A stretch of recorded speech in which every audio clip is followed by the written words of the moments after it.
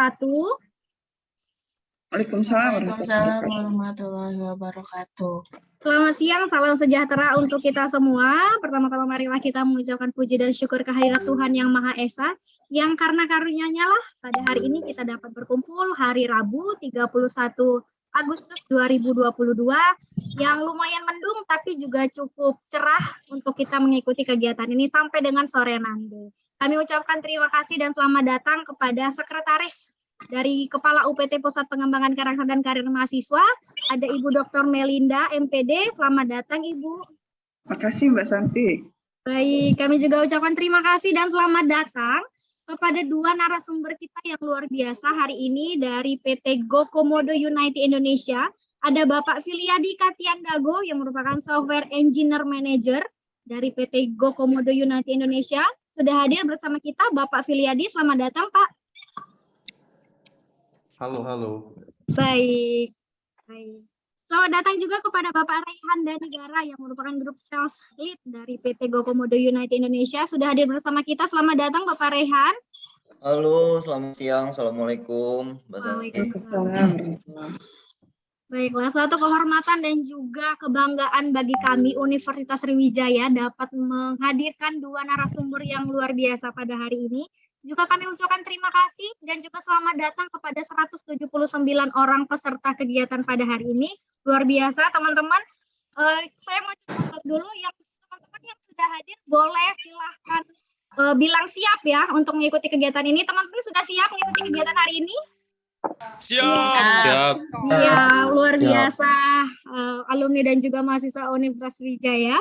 Izinkan saya memperkenalkan diri. Saya Santi Marcelina Nabitukulu yang pada hari ini Rabu 31 Agustus 2022 dari pukul 13 sampai dengan kayaknya akan menemani teman-teman dan juga Bapak Ibu sekalian dalam kegiatan kita yang bertajuk The Digitalization of Agriculture Industry, kerjasama antara CDC Unsri dan PT GoComodo United Indonesia.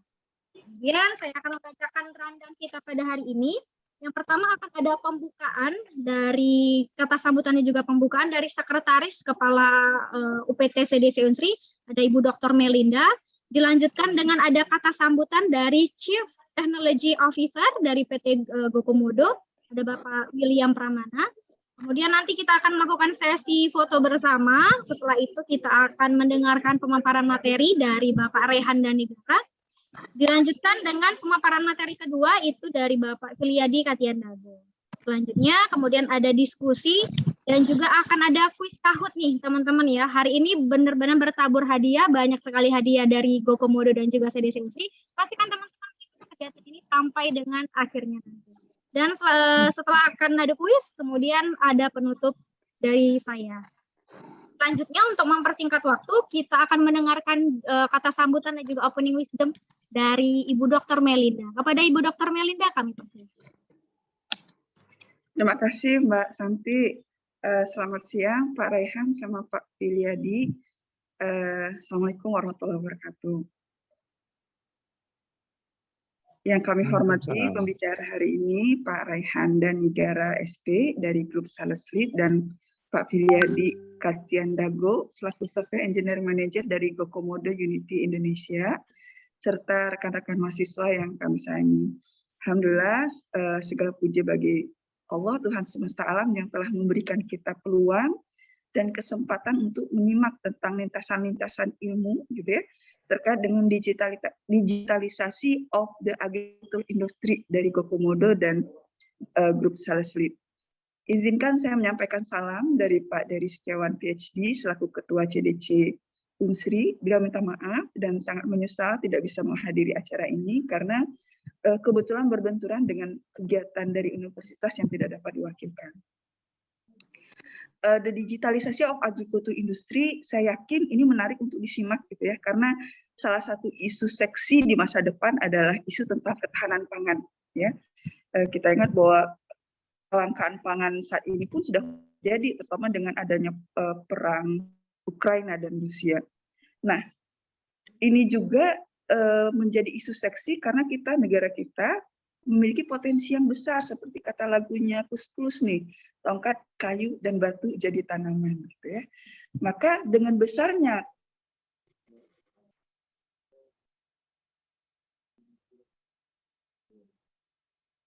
Dan saya yakin gitu ya, tidak akan kalah dengan negara-negara yang dia mengekspor teknologi seperti pesawat terbang, mobil listrik dan sebagainya. Nah, ketika saya berbicara ini, saya tidak berbicara bahwa kita akan pindah tujuan nih dari cita-cita dari negara agraris menjadi negara teknologi, atau membenturkan keduanya untuk penting mana nih teknologi atau agraris gitu ya. Sehingga juga saya tidak berusaha menciptakan cita teman-teman sekalian di sini untuk menjadi perintis Silicon Valley di Indonesia gitu ya. Tapi ketika kita mendengarkan ini, saya yakin bahwa yang terpikir di kepala kita masing-masing adalah ingin mengkolaborasikan cita-cita merintis Silicon Valley itu dengan kekayaan agraris yang kita miliki sejak awal.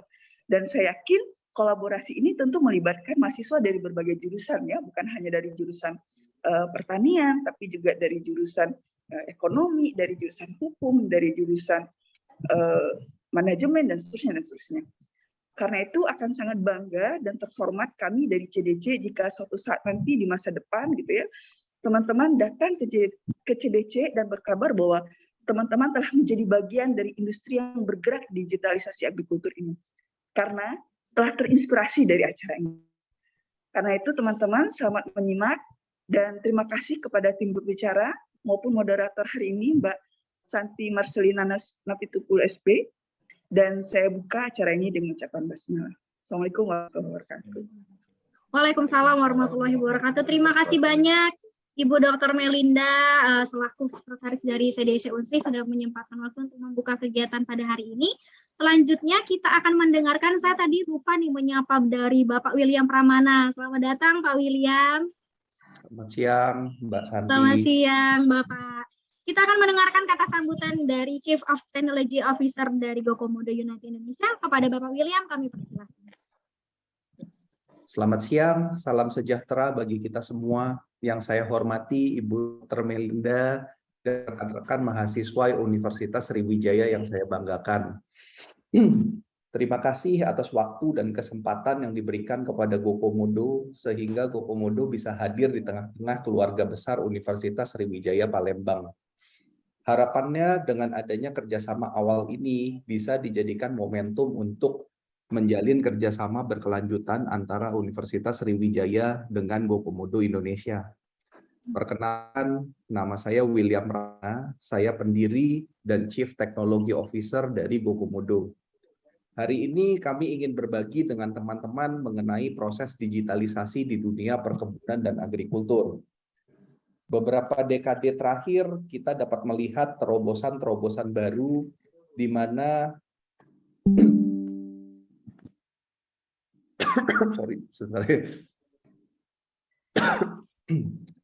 beberapa dekade terakhir kita dapat melihat terobosan-terobosan baru di mana industri konvensional mulai mengaplikasikan teknologi dalam bisnis mereka. Contohnya, sekarang orang beli buku bukan ke toko buku lagi, tapi mereka membeli melalui online.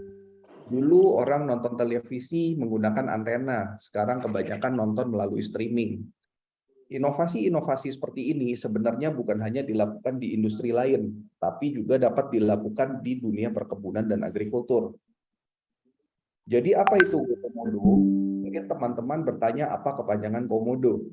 Jadi Komodo sendiri itu adalah Commodity Order Online. Kami memulai perjalanan kami 3 tahun yang lalu dengan membangun aplikasi e-procurement. Aplikasi e-procurement kami dibangun agar perusahaan perkebunan dapat melakukan proses pembelian, pengadaan barang, dan bertransaksi secara digital dengan supplier-supplier. Platform e-procurement kami bertujuan agar mengurangi proses administratif yang manual, membantu tim procurement untuk lebih strategis dalam melakukan proses pembelian, serta menyediakan real-time data yang transparan. Saat ini, platform kami sudah digunakan oleh beberapa perusahaan kelapa sawit besar seperti Sampurna Agro, First Resources, dan Kencana Agri. Seiring dengan perjalanan dan melihat kebutuhan dari para stakeholders, maka saat ini kami mulai mengekspansi jaringan kami dengan membuka hub di daerah yang dekat dengan perkebunan dan bekerja sama dengan para toko tani, KUD, serta perusahaan untuk memenuhi kebutuhan barang mereka. Kami sudah mulai membuka hub di 2 lokasi di Sumatera dan sudah bekerja sama dengan 70 perusahaan. Proses digitalisasi akan menjadi bagian penting dari kemajuan pertanian di Indonesia. Namun, proses digitalisasi juga perlu disupport oleh infrastruktur fisik dan logistik yang kuat. Karena kita bisa bangun teknologi yang kuat, tapi kalau produk yang diorder nggak tersedia atau nyampainya lama, ya kan percuma.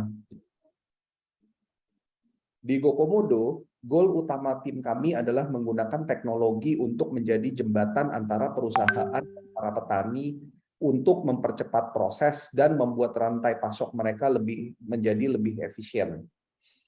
Dengan ini kami berharap dapat meningkatkan kesejahteraan para petani dan dapat menjadikan Indonesia sebagai negara agraris terkemuka di dunia. Karena itu kami berharap ke depannya kami dapat bekerja sama dengan teman-teman di Universitas Sriwijaya dalam membangun sumber daya software engineer terbaik untuk dapat berkontribusi untuk bangsa kita dan menghasilkan software developer dari Indonesia berkelas dunia. Demikian salam pembuka dari saya. Selamat mengikuti acara webinar ini. Semoga bermanfaat untuk kita semua. Terima kasih. Baik, terima kasih banyak Bapak William Pramana sudah hadir bersama kita dari Universitas Sriwijaya ya Pak.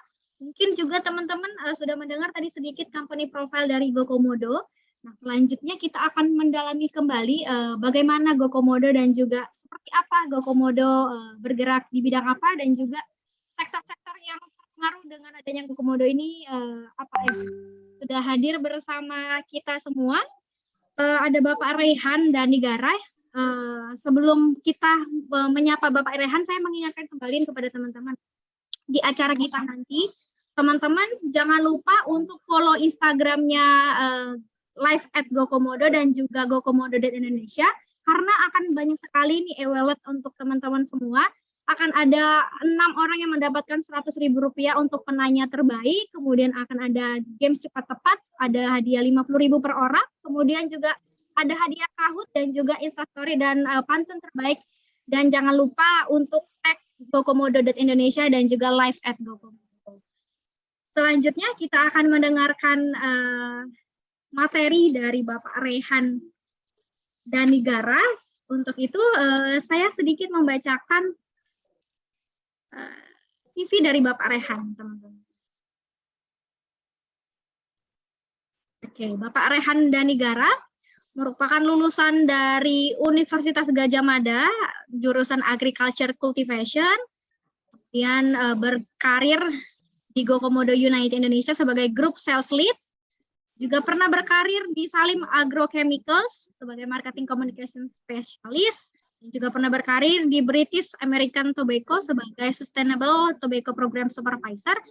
Sedikit saja saya berikan CV dari Bapak Rehan, nanti mungkin teman-teman dan saya akan berkenalan langsung dengan Bapak Rehan. Sudah hadir bersama kita Bapak Rehan? Ya, selamat siang Mbak Santi. Gimana kabarnya Mbak? Sehat Bapak, Bapak juga semoga dalam keadaan sehat dan fit ya Pak ya untuk menyampaikan materi pada hari ini. Amin, amin insya Allah Mbak.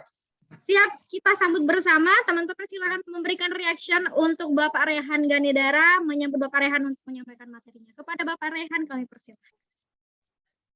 Ya, baik. Terima kasih sekali Mbak Santi atas waktu yang diberikan. Mungkin saya mau sapa dulu ke Bu Melinda ya, Bu. Salam kenal Ibu. Terima kasih atas waktu yang diberikan juga Ibu. Sudah memberikan izin untuk bekerja sama dengan GoComodo juga. William, izin Pak, mungkin menyampaikan beberapa materi. Sebetulnya waktunya sangat singkat ya, Bu Mbak Santi ya, tapi mudah-mudahan sih bisa teman-teman cerna sehingga menjadi bekal daripada teman-teman dalam menjalankan aktivitas maupun menyusun cita-cita ke depan seperti apa ya terkait dengan dunia agrikultur. Bapak, mohon maaf Pak, punten sebentar. Tadi saya kelewat ada dokumentasi bersama Pak. Kita boleh. Ada Pak William dan juga Ibu Melinda. Teman-teman boleh silakan membuka kameranya. Kita akan melakukan dokumentasi terlebih dahulu. Dari dokumentasi ini nanti Mbak Santi akan pilih 1 atau 2 foto yang terbaik nih dari teman-teman. Foto pertama kita akan senyum terlebih Kalau dahulu gitu, ke kamera. mau siap-siap dulu, Mbak. Boleh. Oke, Siapa tahu silakan. dapat ininya kan. Iya, ini hadiahnya banyak sekali nih pada hari ini. Hadiahnya. Silakan teman-teman memberikan senyum terbaik untuk kegiatan kita pada hari ini. Saya akan screenshot 1, 2, 3.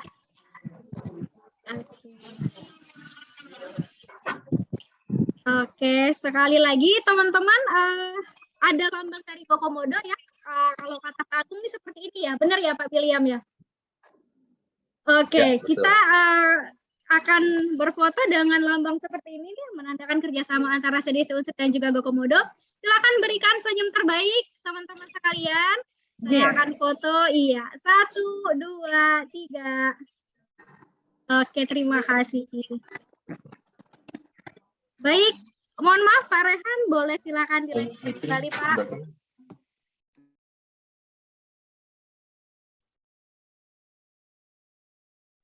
Oke, terima kasih Mbak Santi. Izin teman-teman sekalian, para alumni Universitas Sriwijaya dan juga mahasiswa, rekan mahasiswa, izin mungkin ingin menyampaikan sedikit materi berkaitan dengan digitalisasi dari industri pertanian ya. Mudah-mudahan sih ini bisa menjadi bekal sekali lagi karena cukup singkat, tapi mudah-mudahan nanti bisa berlanjut ya.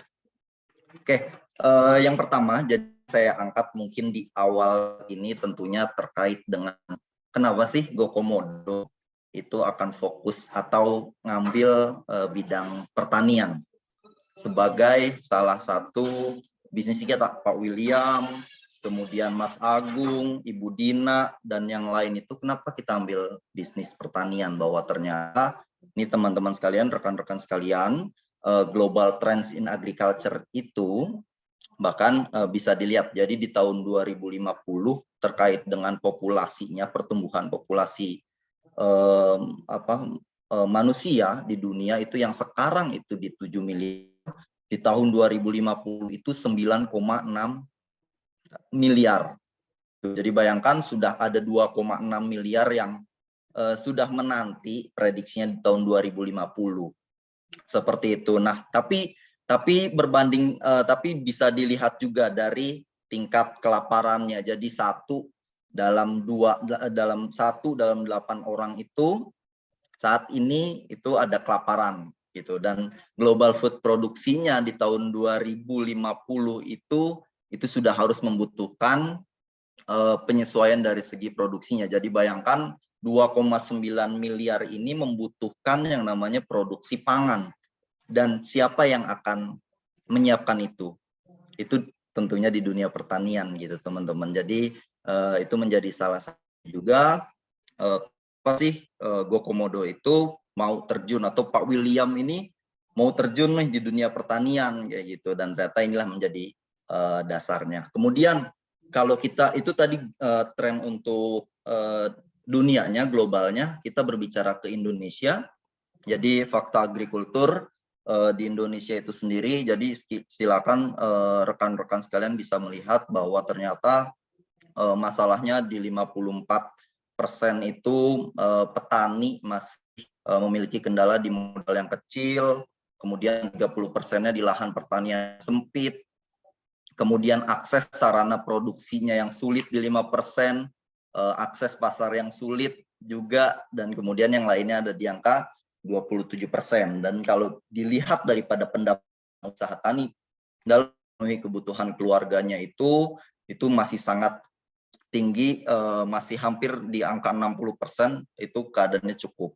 Tapi yang kurangnya itu bahkan di angka 28%, sisanya itu sangat kurang kayak gitu. Dan bisa dilihat bahwa lebih dari cukup itu sangat sedikit gitu. Jadi kita sebagai anak muda, sebagai Pak William, saya, Pak Agung kayak gitu, memang kita punya cita-cita yang sama, gimana caranya kita bisa mensupport atau mendukung daripada dunia pertanian. Apa yang akan kita kontribusi nih gitu, yang disampaikan sama Ibu Mailinda bahwa bukan hanya sarjana pertanian yang bisa kontribusi di sini, tapi Pak William, Pak Phil juga yang dari teknologi, bahkan Mas Agung yang dari HRD, ataupun dari rekan-rekan, ada yang dari akuntansi, ada yang dari manajemen, sampai kita coba untuk terjun di dunia pertanian, di mana memang sangat membutuhkan daripada peranan, terutama di pemuda gitu, di anak-anak muda. Nah, ini dari segi dari segi lahan. Jadi bayangkan rekan-rekan sekalian bisa dilihat dari contoh Australia. Australia itu total kepemilikan lahan per orangnya itu bisa sampai 3.000. 3.000 itu berarti 15.000 kali daripada Indonesia. Jadi Indonesia itu hanya kurang lebih rata-ratanya per orang kepemilikan lahan hanya 0,2 hektar nih. 10 kalinya itu 10 kali lebih kecil daripada Jepang, bahkan 900 kali itu dari Amerika, dan 70 kali itu dari Eropa kayak gitu. Jadi dari Jerman, dari Prancis, dari Inggris gitu. Jadi bayangkan kita hanya punya 0,2 per kepemilikan lahannya, dan itu akan semakin terus berkurang sih dari segi petani itu akan berkurang. Namun mudah-mudahan ke depan seiring dengan perjalanan waktu dan kita punya cita-cita yang sama untuk berkontribusi di dunia pertanian, itu harapannya bisa terus bertambah dari segi kepemilikan lahan, meskipun petaninya memang sudah bisa diprediksi bahkan di beberapa literasi bahwa akan terjadi penurunan sampai di 2050 itu petani akan terus berkurang, namun itu bisa ditanggulangi atau bisa dikendalikan dengan meningkatnya lahan pertanian, meningkatkan lahan kepemilikan lahannya itu jadi terus bertambah meskipun petaninya berkurang. Nah, ini juga di bisa dilihat dari penerus pertaniannya. Jadi bahkan di hasil kajian Koalisi Rakyat untuk Kedaulatan Pangan atau KRKP di Indonesia tahun 2016 bahwa menyebut 63% anak petani padi tidak menjadi petani, 54% anak petani hortikultura tidak ingin menjadi petani, dan lebih-lebih lagi 50% petani itu tidak ingin anaknya menjadi petani, dan 73% petani hortikultura anaknya tidak ingin menjadi petani. Itu kalau dilihat daripada keinginan atau minat daripada anaknya atau penerus pertaniannya. Nah, bisa dilihat juga dari segi jenjang pendidikan bahwa saat ini bahkan itu 40% petani jenjang karirnya, jenjang pendidikannya masih SD nih, rekan-rekan sekalian. Jadi bayangkan bagaimana cara berkomunikasi, bagaimana petani itu bisa update dari segi pengetahuannya, bagaimana menanam yang baik, bagaimana meningkatkan produksi yang baik. Tentunya itu tidak didukung dengan jenjang pendidikan ya gitu. Ini menjadi kendala daripada pertanian di Indonesia gitu, yang memang ya kita harus terlibat nih, anak muda harus terlibat, baik dari segi SDM-nya, baik dari segi teknologinya, maupun dari segi pengetahuannya kayak gitu. Nah, ini saya sedikit jelaskan terkait dengan lingkaran setan. Kenapa sih kalau mungkin dari teman-teman atau rekan-rekan sekalian, pertanian di Indonesia kenapa sangat sulit untuk maju, sedangkan tadi Bu Melinda bilang kita ini ada lagunya Kus Plus gitu kan. Jadi lempar aja juga itu udah jadi tanaman kayak gitu. Tanahnya tanah surga gitu. Nah, ternyata berdasarkan analisa daripada internal daripada kami itu, yang pertama dari segi petani. Jadi petani ini bilang seperti ini, harga beli murah, Pak, harga beli selalu murah gitu. Jadi saya pusing nih, saya jadi petani gitu. Kemudian yang kedua, sulit mendapatkan pasar nih Pak. Saya harus nanam, harus nanam, nanti saya udah nanam, udah panen, tapi ternyata nggak ada pasarnya, sulit. Yang ketiga, saprotan mahal Pak. Jadi bayangkan saya nanam 1 hektar misalkan, ternyata biaya saya untuk saprotannya itu bisa lebih, jadi saya nggak untung. Dan yang keempat tadi itu modal terbatas gitu. Jadi ngadu nih si petani ke pemerintah. Pemerintah juga bingung. Pemerintah bingung dalam arti kualitas hasil panennya rendah nih petani Indonesia kayak gitu. Kenapa bisa rendah ya? Petani bilang, ya iya Pak, rendah, orang saya saprotannya mahal, modalnya terbatas kayak gitu. Yang kedua, petani tidak menjalankan program dengan benar gitu. Jadi pemerintah udah berupaya dengan ngasih subsidi. Oke, modal saprotan mahal kita subsidi kayak gitu. Ternyata tidak dijalankan dengan benar oleh petani semisal. Kemudian 3, lahan semakin sempit menurut pemerintah kayak gitu. Lahan semakin sempit. Kenapa lahan semakin sempit? Ya menurut petani, iya Pak, soalnya pertaniannya udah nggak prospek, jadi saya mau jual aja lahannya. Dan yang keempat, profesi petani mulai menurun. Itu menurut pemerintah. Menurut agribisnis atau pelaku-pelaku usaha pertanian, nyalahin pemerintah maupun ke petani. Kualitas hasil panen tidak sesuai, Pak. Jadi saya sebenarnya punya pasar nih ke ekspor gitu kan. Saya misalkan Rehan punya pasar ekspor ke Jepang gitu. Tapi kualitas daripada hasil panen petani kita itu nggak bisa. Gitu. Nanti si petani bilang, saya bisa Pak sebetulnya, tapi ternyata modal saya terbatas, saprotannya mahal Pak, kayak gitu. Akhirnya kuantitasnya jadi tidak terjamin juga. Jadi sangat sulit gitu. Sedangkan yang namanya kualitas daripada ekspor itu harus menjamin kontinuitas daripada produk yang dijalankan atau yang dipasarkan kayak gitu. Yang ketiga, harga dari petani mahal Pak. Padahal petani harganya murah banget nih saya dibelinya gitu. Ternyata terlalu banyak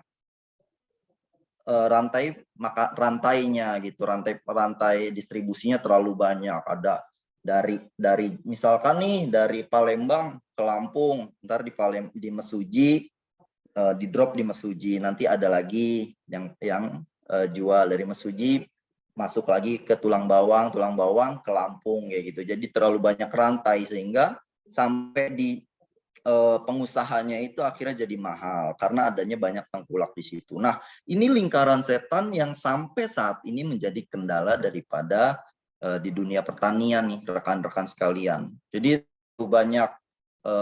terlalu banyak masalah, dan ini kayak telur dan ayam, nggak ketemu jalan di tengah. Nah, kalau berdasarkan kendala ini, memang ternyata analisanya adalah solusi ada di SDM-nya itu sendiri, rekan-rekan sekalian. Jadi yang tadi disampaikan bahwa petani ini sendiri karena keterbatasan jenjang karir yang jenjang pendidikan yang masih mayoritasnya di sekolah dasar gitu. Ini menjadi kendala gitu, baik dari pemerintah, baik dari pengusaha itu dalam menjalankan programnya, itu dalam menjalankan kerjasamanya, karena dari ketiganya ini memang masih belum adanya kampanye untuk petani yang berintegritas, gitu, pengusaha yang berintegritas maupun pemerintah yang memiliki integritas terhadap dunia pertanian kayak gitu. Kami yakin semakin banyak orang yang memiliki integritas yang baik di dunia pertanian, ini akan terselesaikan. Gitu. Nah, kita masuk ke digitalisasi pertanian di era 4.0-nya, rekan-rekan sekalian. Jadi kalau dilihat daripada perkembangannya, pertanian 1.0-nya itu tradisional, di mana masih pakai skop, masih pakai ember, masih pakai cangkul kayak gitu. Di bawah tahun 95 gitu, masih 90, dan mekanisasi ini mulai masuk di tahun 2000 gitu. Jadi sudah mulai ada alat pembajak, eskavator, mulai dengan penggunaan mekanisasi atau penggunaan alat-alat gitu. Nah, di tahun 2012 nih rekan-rekan sekalian sudah ada yang namanya pertanian 3.0, itu penggunaan sistem informasi. Jadi adanya big data nih, rekan-rekan sekalian bisa melihat di Kementerian Pertanian itu sudah ada data-data data-data potensi padi gitu, potensi sawit, kelapa sawit, sehingga memudahkan juga gitu. Terus ada rekomendasi pupuknya, bagaimana cara menanam padi yang benar, bagaimana cara memupuk padi yang betul, yang sesuai dengan dosis kayak gitu. Nah, mulai masuk sekarang itu pertanian 4.0, di mana pertaniannya disebut dengan pertanian presisi. Jadi pertanian presisi ini sudah mulai masuk atau pertanian yang bukan hanya mengandalkan, bukan hanya tujuannya adalah produktivitas, tapi mulai mempertimbangkan lingkungan. Jadi yang awalnya mungkin di tahun 98 itu udah produktivitas terus, produktivitas, penggunaan pupuk yang banyak, penggunaan pestisida yang banyak, penggunaan benih yang murah, tidak certified, misalkan kayak gitu. Ini sekarang sudah mulai dilihat. Jadi gimana caranya penggunaan pupuk itu yang bijak, sehingga adanya keberlanjutan. Makanya adanya program-program RSPO dari sawit, sustainability program itu sudah mulai dilakukan. Itu yang disebut dengan pertanian presisi. Karena pertanian presisi sangat berkaitan dengan yang namanya lingkungan. Pupuk yang terus-menerus itu tidak menjamin bahwa produktivitas akan meningkat, tapi bisa jadi malah membuat keracunan. Nah, pertanian presisi ini yang akan mengontrol itu, rekan-rekan sekalian. Nah, sekarang di era sekarang pertanian presisi ini mulai dikombinasikan dengan adanya teknologi informasi digital, yaitu big data, internet seluler, cloud computing, kayak gitu. Jadi sudah mulai masuk lagi nih. Nah, di sinilah ada peran daripada GoComodo di pertanian presisi. Kita mulai masuk seperti yang tadi Pak William katakan. Nah, ini sedikit saya sharing terkait dengan Indonesia Agritech ekosistem. Jadi kalau rekan-rekan sekalian dari tadi kendala yang ada di pertanian, sebetulnya nih anak-anak muda sekarang gitu kan, anak-anak sekarang itu sudah bisa melihat contohnya misalkan di modal kendala petani, ternyata petani di Indonesia itu di modal. Nah, kita sudah punya P2P lending pertanian, contohnya ada Crowdy, ada Tanifan, ada iGrow. Dan di medianya misalkan ternyata pertanian kita itu masih minim informasinya, itu ada Pak Tani Digital, ada Aku Petani, ada Gerinda, ada Tani TV. Panennya sangat sulit untuk pasarnya tidak ada marketplace, ada e-commerce, ada sayur box, Tani Hub, ada tukang sayur. Dari segi teknologinya pun itu ada MSMB, ada Hara, ada Edge Village, dan ada sister company kita, itu ada Arya Tani Indonesia terkait dengan drone sprayer. Nanti di akhir akan coba saya putar video untuk drone sprayernya. Dan ada konsultan pendampingan, di situ juga ada petani dan juga Kordiak ID. Ini sudah mulai nih rekan-rekan sekalian. Dan Komodo di mana? GoComodo menjadi satu-satunya atau pihak atau agritech yang kita itu fokus kepada hub dan juga distribution. Dari segi retailnya, kalau tadi Pak Will masuk e-procurement ya Pak, jadi kita mempertemukan juga, kita betul-betul menyediakan segala macam kebutuhan daripada agrikultur kita pun berkomitmen untuk menyediakan hub-hub yang tersebar di Indonesia, tentunya juga dengan jalur distribusinya. Nah, sedikit mungkin yang sebagai gambaran terkait dengan GoComodo, jadi terbagi menjadi dua, ada corporate dan juga retail.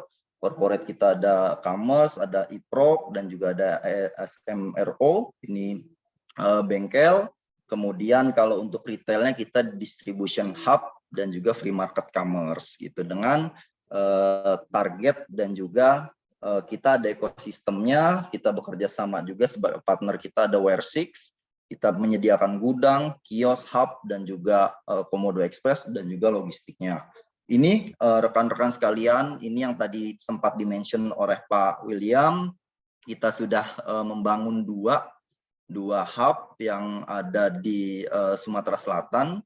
ini salah satunya. Jadi hub yang ada di Belida ini betul-betul di tengah-tengah perkebunan sawit, rekan-rekan sekalian. Jadi kita bisa melihat cita-citanya adalah kita menyediakan barang yang sulit dijangkau oleh saudara-saudara kita yang ada, yang tinggal, yang hidup di kebun sawit kayak gitu. Jadi bisa dibayangkan ketika di tengah-tengah kebun sawit kayak gitu, mereka harus jauh sekali untuk bisa mendapatkan barang-barang. Nah, kita coba untuk menyiapkan di hubnya kita kayak gitu dari segi kebutuhan agrikulturnya gitu. Kemudian nanti akan lebih dalam lagi ke namanya Tokomodo Express, itu lebih masuk lagi ke pelosok-pelosok yang memang sulit dijangkau, dan kita ada GoCoMobil sebagai alat untuk mendistribusikan.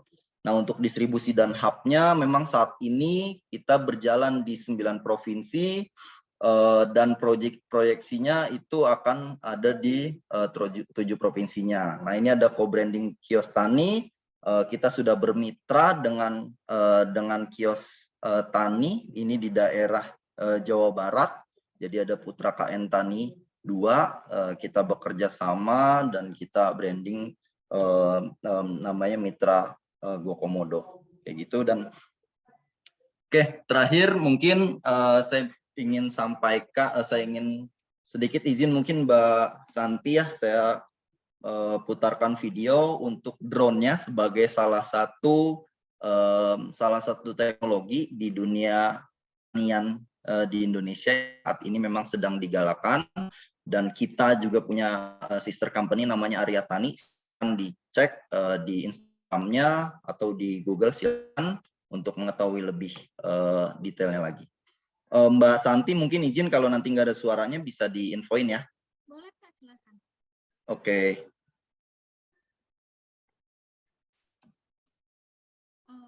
Belum ada suara nih Pak, mungkin belum diklik ininya. Ada nggak? Belum ada Pak. Belum ada ya? Iya. Untuk sound-nya Pak, diklik dulu. Sound-nya? Ya, ketika mau share yang di bagian bawah kiri, itu diklik dulu Pak, share sound dulu. Sorry, sebelah mana ya?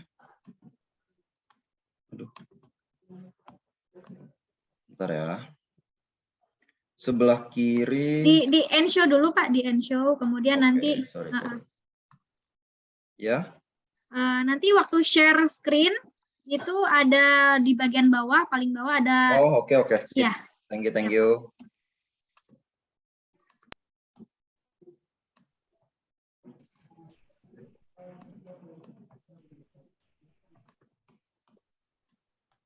Dengeran ya?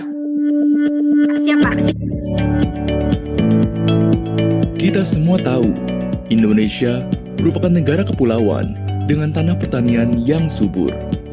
Sehingga Indonesia disebut-sebut sebagai salah satu negara agraris terbesar di dunia.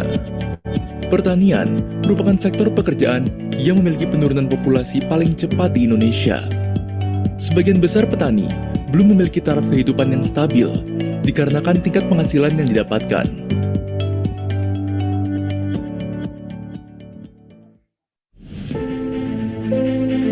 Penurunan populasi yang drastis dikarenakan belum adanya proses regenerasi petani yang mumpuni, serta tingkat pendapatan yang membuat petani menyerah, sehingga mudah beralih profesi. Bagaimana jika petani menyerah? Pastinya, kondisi ini tidak akan stabil. Permintaan tetap naik, namun produksi menurun. Sehingga, hal ini ditakutkan akan berdampak pada krisis pangan. Arya hadir dengan berbagai teknologi modern untuk pertanian Indonesia dengan visi dan misi untuk mengubah agrikultur melalui IoT dan Big Data. Bagaimana caranya meningkatkan pendapatan dan mengontrol kualitas hasil panen yang stabil pada sektor pertanian? Membantu mengetahui kesehatan tanaman untuk mencegah resiko pertanian secara dini dengan digitalisasi teknologi.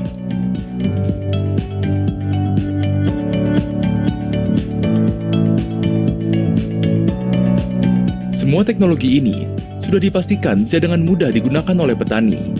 Arya Drone teknologi ini mampu membantu meningkatkan produksi panen hingga 40%, membantu untuk melakukan pemberian pupuk atau tindakan pencegahan hama dan penyakit tanam secara rata dan efisien.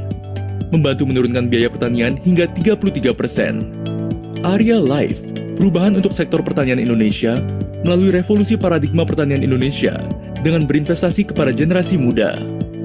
Millennial farmers, ready to pass the torch and take Indonesia into the world stage as a powerful agriculture driving force. Arya berkontribusi terhadap utilisasi tenaga kerja dalam negeri dengan berinovasi pada pembuatan drone. Arya akan berkomitmen melakukan investasi di bidang pendidikan melalui Akademi Agropreneurship. Agropreneurship merupakan wadah untuk petani-petani muda yang berprestasi dan mempunyai passion yang kuat di bidang pertanian. Hal ini bertujuan agar setiap keputusan dan tindakan yang diambil tepat dan efisien. Arya, motor pembangkit pertanian Indonesia. Revitalisasi dunia pertanian dengan teknologi. Bersama Arya, bertani dengan percaya diri. Ya, sorry. Baik, mungkin itu Mbak Santi untuk materinya sangat singkat karena memang waktunya juga cukup singkat ya. Nanti bisa dilanjut dengan Pak Filia. Dari saya terakhir mungkin rekan-rekan sekalian, rekan-rekan alumni dan juga rekan-rekan mahasiswa dari jurusan manapun, dari fakultas manapun, itu sangat pintu dunia pertanian sangat terbuka lebar. Yuk kita ikut sama-sama, yuk sama-sama kita berkontribusi dari mulai potensi pertanian yang sangat besar, dari mulai tantangan yang sangat besar juga, dan dari mulai keterbatasan-keterbatasan yang sangat besar juga, sangat dibutuhkan rekan-rekan sekalian untuk bisa berkontribusi. Sekian dari saya, mungkin Mbak Santi, saya kembalikan ke Mbak Santi. Terima kasih. Baik, terima kasih banyak Bapak Rehan untuk materi yang sudah diberikan, luar biasa. Untuk materinya, silakan teman-teman dapat memberikan reaction untuk pemaparan materi dari Bapak Rehan. Oke, masih semangat ya teman-teman semuanya. Nah ini Mbak Santi mau bagi-bagi pancingan dulu nih untuk teman-teman. Ada Rp100.000 untuk teman-teman yang berhasil menjawab pertanyaan dari Mbak Santi. Jadi pertanyaannya ini berkaitan dengan materi yang sudah disampaikan oleh Bapak Rehan. Silakan teman-teman disimak. Oke. Silakan teman-teman disimak, kemudian menuliskan jawabannya pada kolom chat. Ya. Teman-teman yang menjawab, teman-teman yang menjawab pertanyaan dengan cepat dan tepat, teman-teman akan berhak mendapatkan hadiah GoPay Rp100.000. Oke, sudah siap ya teman-teman sekalian ya? Kalau sudah siap, silakan teman-teman unmute dulu dan bilang siap. Sudah siap teman-teman?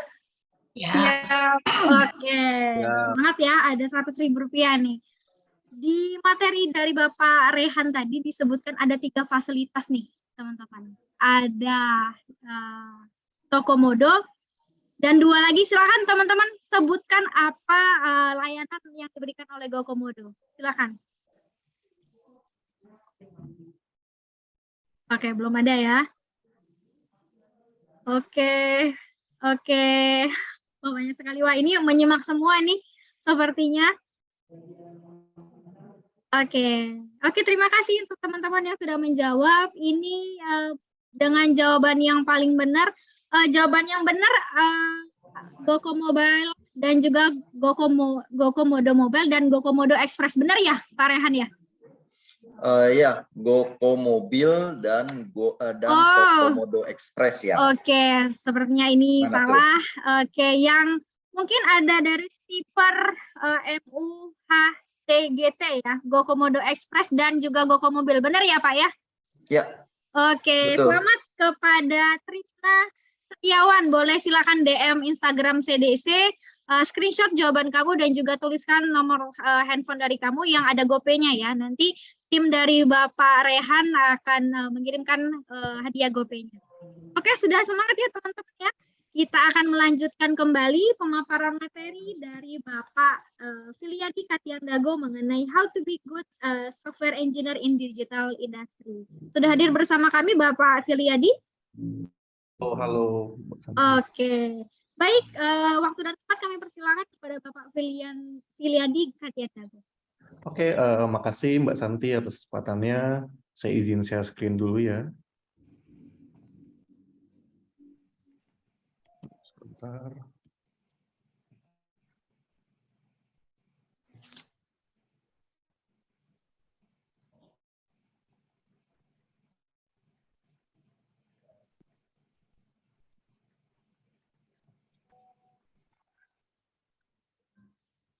Oke, sebentar ya, ada isu teknis.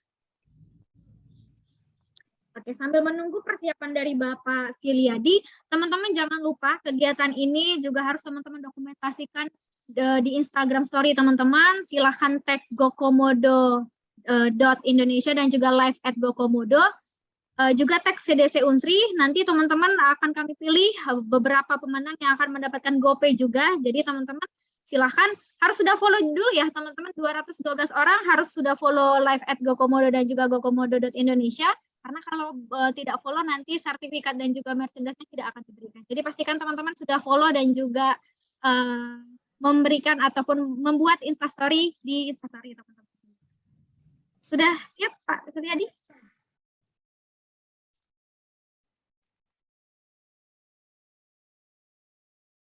Oke, sepertinya masih persiapan nih Pak Filiadi. Saya lihat sudah banyak ya teman-teman yang bertanya pada kolom chat, luar biasa antusiasnya pada hari ini. Nanti kita akan bacakan dan juga akan dijawab oleh narasumber kita. Di sesi setelah Pak Filiadi menyampaikan materi, ada sesi diskusi. Silakan teman-teman berikan pertanyaan dan juga silakan berikan pertanyaan.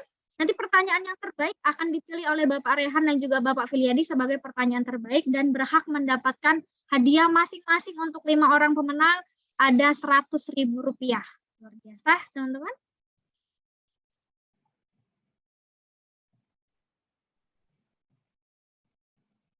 Sepertinya belum bisa, Pak Filiadi. Oke, sebentar ya, saya lagi coba. Oh, oke. Baik. Halo Kak Santi. Ini Zen dari Gokomodo juga. Baik, Aku kalau share, sorry, udah di-enable ya, bentar. Oke, apakah sudah bisa kelihatan screen-nya? Iya, bisa. Oke, Pak Phil silakan. Oke, bisa dimulai Pak Zen. Oke.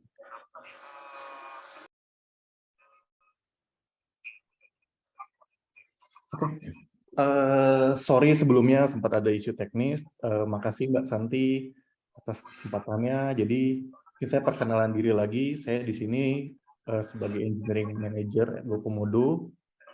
Oke, di sini saya mau share tentang gimana sih cara jadi good software engineer. Jadi sebelumnya ini Pak Rehan kan udah share tentang digitalisasi agriculture. Nah, sebenarnya digitalisasi itu apa sih? Itu kan bentuknya itu adalah software, program yang kita pakai untuk nge-solve masalah yang ada. Oke. Mungkin bisa di next, Pak Zen. Sekarang apa sih software engineer itu? Jadi di sini mungkin saya share dikit ya tentang software engineer itu apa sih. Jadi kita ini adalah part of digitalisasi, jadi kita yang bikin softwarenya, kita bikin produknya dengan menggunakan teknologi. Jadi software engineer ini adalah orang yang membuat teknologi atau produk-produk digital itu. Oke, bisa di next, Pak Zen. Nah, kenapa sih software engineering ini penting? Jadi, bisa di next, Pak. Oke, jadi kayak yang udah di-share sama Pak Rehan tadi, kalau kita sekarang udah masuk ke era digitalisasi. Jadi semuanya ini serba digital. Jadi yang mungkin beberapa tahun lalu kalau kalian mau beli sesuatu ke pasar, sekarang kalian bisa pakai aplikasi. Atau mungkin dulu mau beli makanan harus ke restoran, sekarang udah bisa pakai aplikasi. Jadi sekarang ini kita udah masuk era digital, jadi semuanya tuh serba digital. Nah, dan untuk membuat produk digital adalah kalian juga harus ngerti tentang software engineering gitu. Yang poin kedua adalah ini kaitannya sama yang sebelumnya, karena kita udah masuk ke era digital. Banyak perusahaan-perusahaan yang bikin produk digital atau banyak orang-orang yang mulai merasa proses-proses yang sekarang tuh nggak efisien. Contoh kayak Pak William yang merasa kalau di agriculture business ini kalau rantai distribusi ini terlalu panjang. Jadi kita coba bikin terobosan atau inovasi menggunakan teknologi. salah satu orang yang mengimplement itu adalah software engineer. Jadi ini sangat penting karena kita juga udah masuk ke era digital. Jadi kita gimana caranya kita mengintegrasikan agriculture ini dengan teknologi. Oke. Yang ketiga ini yang kenapa sih software engineering itu penting adalah kamu bisa menjadi better thinker atau kita bisa punya cara berpikir yang sistematis. Jadi kalau kamu ketika kamu belajar software atau programming itu kamu terpaksa harus mempunyai cara pikir yang sistematis atau terstruktur. Jadi ketika misalnya kita merasa proses rantai distribusi ini nggak efisien, terlalu panjang. Sekarang gimana cara kita bikin satu inovasi? Pertama kita research dulu, ternyata rantai distribusi ini terlalu panjang nih. Habis itu kita analisa kira-kira solusi apa yang tepat. Dari situ kita coba bikin plan atau eksekusi. Nah, setelah eksekusi baru kita coba hasilnya, kita review. Itu adalah pola pikir yang sistematis atau terstruktur. Nah, jadi ketiga poin itu yang bikin kenapa software engineering itu penting. Oke, bisa lanjut Pak Zen?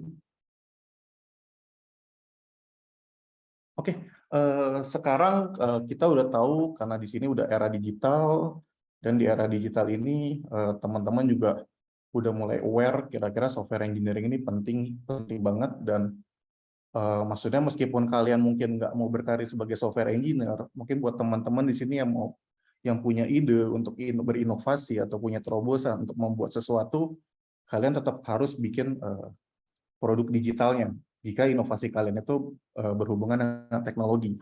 Jadi akan sangat membantu jika kalian minimal ngerti software engineer itu apa sih sebenarnya. Gitu. Oke, mungkin bisa lanjut Pak Zen. Nah, kalau kalian tertarik, ini hal yang kalian bisa pelajari adalah pertama pelajarin bahasa pemrograman. Jadi kalian teman-teman bisa pilih any language and bahasa pemrograman apapun dan kalian pelajari. Jadi rekomendasi saya ini kalau teman-teman mau masuk ke dunia IT dan belajar tentang pemrograman itu adalah JavaScript. Jadi JavaScript ini adalah bahasa yang dipakai di banyak tempat dan punya banyak kegunaan. Gitu. Lalu kedua adalah jangan asal belajar bahasa pemrogram terus jangan asal bikin program. Jadi kalau bisa teman-teman juga harus kuasain dasarnya, fundamentalnya. Jadi ada algoritma, struktur data, desain pattern, dan lain-lain. Gitu. Jadi kalau teman-teman udah belajar dan udah kuasain cara bikin programnya benar, lalu kalian bikin target. Contoh sebenarnya kalian belajar pemrograman ini buat apa sih? Atau kalian sebenarnya kalian pelajarin software engineer buat apa? Mungkin buat teman-teman yang punya ide tentang, saya mau merevolusi industri agribisnis. Nah, itu kalian set target. Jadi untuk sampai target itu kalian pecah-pecah lagi. Jadi pertama kalian mau bikin produk apa? Website. Kalian harus belajar cara buat website dan lain-lain seperti itu sih. Jadi kalian coba tentuin target kalian sebenarnya kalian belajar ini tuh buat apa? Apakah kalian emang mau berkarir sebagai software engineer atau kalian tuh mau membuat suatu startup yang untuk memecahkan masalah yang terjadi di lapangan gitu. Oke, bisa di next Pak Zen. Oke, jadi kamu udah belajar tentang fundamentalnya. Di sini tuh kalian udah belajarin tentang programmingnya, tentang fundamentalnya, kalian udah bisa. Mungkin kalian udah bikin web sedikit, kalian udah bikin sistem yang kalian pakai setiap hari. Di sini aku mau jelasin kalau software engineer ini benar-benar bidang yang sangat luas. Jadi ini nggak mungkin kalian bisa kuasain semua. Mungkin kalian pernah dengar big data tadi kayak kata Pak Rehan. Kalian udah pernah dengar AI dan lain-lain. Jadi di sini ketika kalian mau terjun ke dalam dunia software engineering atau programming, alangkah baiknya kalau kalian fokus. Jadi dua bidang yang paling populer itu adalah front-end engineer and back-end engineer. Jadi mungkin saya kenalin dikit kalau front-end engineer adalah programmer yang membuat website. Jadi kalau kalian buka website atau aplikasi mobile, ini yang biasanya kerjanya front-end engineer. Lalu kedua adalah back-end engineer. Jadi back-end engineer ini orang-orang yang mengerjakan aplikasi-aplikasi yang di belakang layar. Contoh, kalau kalian pesan makanan, ojek online, aplikasi itu akan mencari driver yang paling dekat, driver yang ratingnya bagus, itu semua dikerjakan oleh backend engineer sesuatu yang kita nggak bisa lihat, atau hasilnya ada. Contoh kedua adalah ketika kalian cari, let's say kalian mencari kata kunci di Google. Nah, hasil-hasil yang muncul di halaman pertama itu adalah pekerjaan dari backend engineer. Mereka yang mencari artikel mana yang sesuai dengan relevansi kata kunci yang kalian cari. Dan masih banyak lagi. Jadi ada contohnya adalah IoT yang tadi Arya Tani itu, dan masih banyak lagi. Data engineer-nya mereka biasanya berdekatan dengan big data gitu. Oke, silakan. Oke, jadi ketika kalian udah tentuin tentang saya mau jadi engineer, saya mau jadi backend engineer, hal yang berikutnya adalah kalian bikin plan. Kalian harus bikin kira-kira untuk jadi backend engineer ini saya perlu kuasain skill set apa aja sih. Nah, ini banyak ada di Google, ada banyak, kalian bisa research, kalian bisa analisa, dan kalian mungkin bisa tentuin kalian mau gimana. Tapi mungkin untuk ngebantu kalian, saya di sini ada share website namanya roadmap.sh. Jadi di sini ini ada guideline kalian mau jadi, contoh ini backend developer ya kanan. Jadi kalau kalian mau jadi backend engineer atau developer, di situ kalian ada tahu pelajarin apa aja. Jadi ada banyak yang bisa dipelajarin. Lalu belajarnya di mana, Kak? Nah, kalian bisa masuk ke poin nomor 2. Jadi di sini di Google ini ada banyak banget artikel, ada banyak banget kursus online. Di YouTube banyak banget video. Jadi dari yang gratis sampai yang berbayar, itu kalian bisa cari banget di sini. Jadi salah satu yang gratis adalah freecodecamp.org. Jadi di situ kalian bisa belajar bahasa pemrograman apapun itu dengan gratis. Lalu yang ketiga adalah buat project. Jadi kamu udah pelajarin tentang cara bikin program, kamu udah pelajarin, oh mau jadi backend engineer, saya harus belajar skill-skill ini. Poin ketiga adalah kamu aplikasikan. Jadi kamu coba latihan dengan cara bikin project. Project itu mungkin kayak contoh aplikasi simple. Saya mau bikin project buat nyatet keuangan saya setiap hari-hari gimana sih. Nah, kalian project itu, jadi dengan skill set apa yang udah kalian pelajari, kalian project. Terus besoknya kalian hal baru lagi, kalian coba bikin project dengan hal itu. Nah, setelah itu baru kalian bikin portofolio. Jadi project-project apa aja sih yang kalian udah bikin itu, kalian kumpulin jadi satu tempat. Nah, ini gunanya adalah ketika suatu saat kalian mau berkarir di software engineer, atau kalian mau apply ke perusahaan itu, jadi meskipun kalian belum ada pengalaman, tapi dengan portofolio itu kalian bisa dilihat sama perusahaan itu. Oke, next-nya. Oke, nah itu kan tadi kan kita cuma bahas masalah teknis ya. Jadi gimana sih cara kita bisa belajar tentang software engineering, prosesnya apa aja. Nah sekarang untuk soft skill apa sih yang kita butuhin di software engineering ini. Jadi yang paling pertama itu sebenarnya adalah problem solving. Jadi problem solving itu adalah kemampuan kamu memecahkan masalah. Jadi itu berkaitan juga dengan pola pikir yang sistematis. Jadi kalau misalnya ada masalah besar, gimana cara kamu bisa mengurutkan kira-kira apa yang harus kamu lakukan untuk memecahkan masalah itu. Ini juga kepake nggak cuma di software engineer. Kamu mau buka usaha pun, kalau kamu mau buka bisnis pun, atau kamu mau buka startup yang untuk agriculture ini, kamu juga butuh skill ini. Contoh kamu research apa yang kita butuhkan, habis itu kamu bikin plan, habis itu kamu execute. Nah, ini semua ada di problem solving skill kamu. Jadi semakin kamu belajar tentang software engineering ini, problem solving skill kamu makin diasah. Jadi untuk ngelatih skill ini sebenarnya ya kamu coba terus programming aja terus. Jadi kamu coba pecahin masalah tiap hari atau tiap saat, yang penting kamu latihan terus, ini akan mengasah skill kamu. Oke, yang berikutnya adalah communication skill. Jadi communication skill ini adalah skill yang penting juga. Jadi communication skill ini berguna buat misalnya kamu mau kerja bareng orang IT, kamu punya ide buat bikin startup, atau kamu punya ide untuk bikin satu perusahaan yang untuk solve issue in agriculture. Nah, kamu mungkin nggak bisa teknis, tapi kamu pasti bakal hire orang teknis jika kamu mau bikin produk digital. Nah, di sini kamu harus ngerti, karena orang teknis ini mereka kan suka banyak pakai istilah-istilah teknis. At least kalau kamu pelajarin software engineer, kamu bisa ngerti gimana sih istilah-istilah itu, apa mereka pakai istilah-istilah itu sebenarnya artinya apa sih. Jadi communication itu. Begitu juga kalau kalian ternyata kalian adalah orang teknis, software engineer yang kalian mau bikin startup atau bikin bisnis. Di sini kalian perlu juga communication dengan sesama engineer dan juga ke user. Kalian mau bikin suatu produk yang untuk para petani, di sini harus bisa berkomunikasi dengan baik dengan para petani. Karena mungkin kebanyakan petani itu kan gaptek. Jadi gimana cara kalian bisa menjual ide kalian atau bisa menjelaskan ide kalian. Sebenarnya kalian bikin apa sih? Ini ke petani dengan bahasa yang lebih simpel. Jadi communication skill ini mungkin penting banget nih di software engineer atau mungkin di digital industry ini sangat penting gitu. Terus yang ketiga adalah teamwork.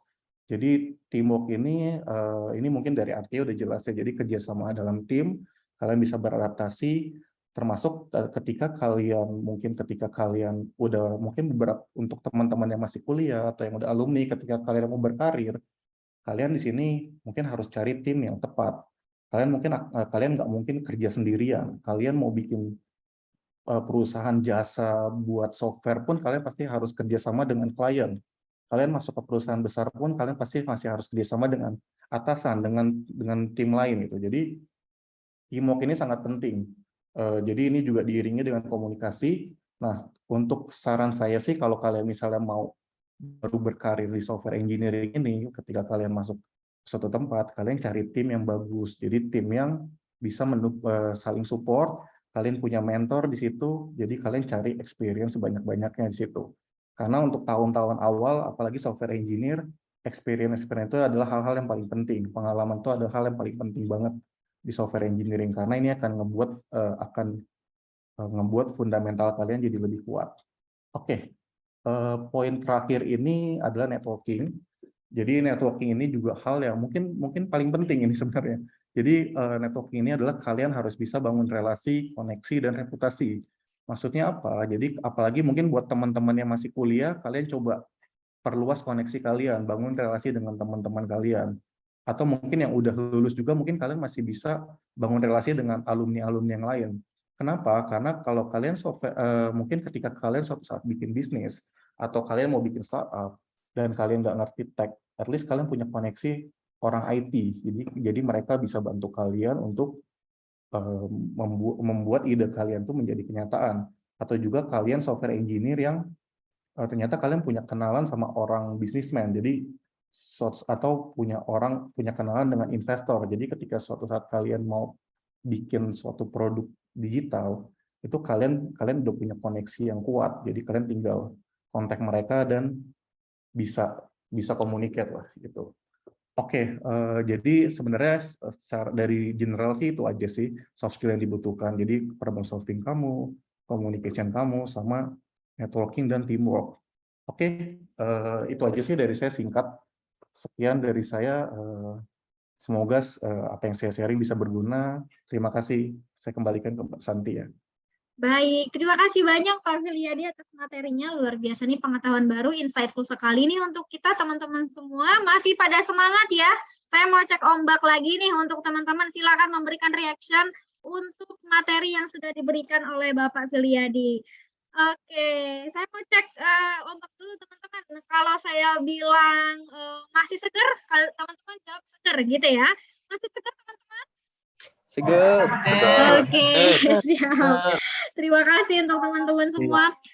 Saya mau bagi-bagi GoPay lagi nih dari PT GoComodo untuk teman-teman semua. Teman-teman yang mengikuti materi dari Bapak Filiadi tadi pasti udah tahu banget jawabannya. Jadi silakan teman-teman simak.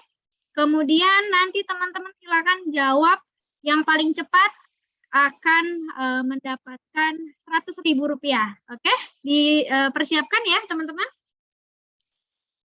Oke, sudah siap ya? Saya akan membacakan pertanyaannya.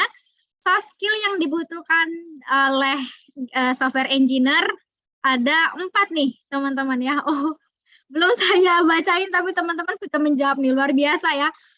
Oke, kayaknya menyimak semua dengan baik ya. Kita lihat jawaban yang paling cepat dan tepat ya. Ada problem solving, kemudian communication, teamwork, dan juga networking. Kayaknya ini pakai hack ini. Saya belum sebutin pertanyaannya, sudah menjawab. Selamat kepada ada Kakak Ulfa Fadila dari Teknik Pertanian atau Teknologi Pertanian Unsri. Selamat untuk Kak Ulfa Fadila. Silakan di screenshot dan juga kirimkan ke DM CDC Unsri. Pastikan Kakak Fadila sudah follow dan juga mention di Instastory Gokomodo.Indonesia dan juga live at Gokomodo. Oke, terima kasih untuk teman-teman yang sudah mengikuti game sesi kedua ini. Selanjutnya kita akan masuk ke dalam sesi diskusi. Nah, ini sudah saya lihat tadi luar biasa. Banyak sekali nih pertanyaannya dari teman-teman. Kita akan buka sesi pertanyaan, tapi saya mau kasih hadiah untuk teman-teman yang berani open mic dan menanyakan langsung pertanyaannya ke Bapak Rehan terlebih dahulu. Silakan teman-teman. Oke, yang raise hand dulu ya. Ada Raisen, ada Kak siapa ya? Kita lihat dulu. Ada dari Arif Hidayatul Fadilah. Silakan Kak Arif dari Ekonomi Pembangunan. Pertanyaannya untuk Pak Rehan ya. Baik, terima kasih Mbak. Saya dari Ekonomi Pembangunan. Jadi ketika kita berbicara tentang agribisnis ataupun agrikultur di Indonesia, yang notabene merupakan negara agraris dan masyarakatnya itu kan menganggap bahwa pertanian itu bukanlah suatu hal yang baru. Nah, jadi ketika Gokomodo ini mulai memberikan input-input soal mungkin pupuk, mungkin soal peralatan-peralatan pertanian kepada masyarakat yang notabene sebagai petani tadi, bisa jadi sebenarnya para masyarakat itu sudah mengetahui terlebih dahulu tentang hal tersebut. Jadi saya ingin bertanya saja tentang alasan spesifik kenapa para petani itu harus join, harus bergabung, dan harus mendukung dengan Gokomodo ini. Terima kasih. Oke, terima kasih banyak untuk Kak Arif Hidayatul Fadila. Silakan teman-teman di lower hand dulu ya. Nanti ada kesempatan untuk bertanya. Silakan teman-teman simak. Silakan Pak Rehan untuk menjawab pertanyaannya, Pak. Baik, terima kasih. Siapa tadi namanya Pak? Mas Arif Ari ya? Hidayatul Mas Arif. dari Ekonomi. Mas Arif, salam kenal. Terima kasih pertanyaan yang sangat baik. Jadi kenapa sih petani itu join atau beli atau apa ya, atau engagement lah dengan Gokomodo kayak gitu kan? Pada prinsipnya adalah Gokomodo itu menyediakan atau mendistribusikan atau menyediakan saprodi untuk petani prinsipnya.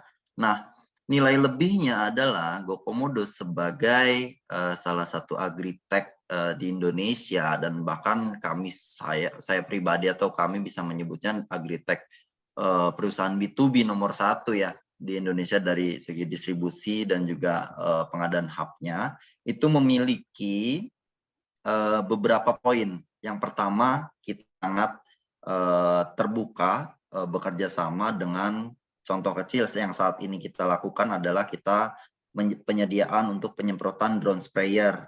Jadi bayangkan kalau misal sampai jembatan deh. Mohon maaf. Oke, siap. Silakan. Oke, terima kasih. Jadi dua. Jadi yang pertama adalah drone sprayer. Jadi kami itu bekerja sama dengan Arya Tani.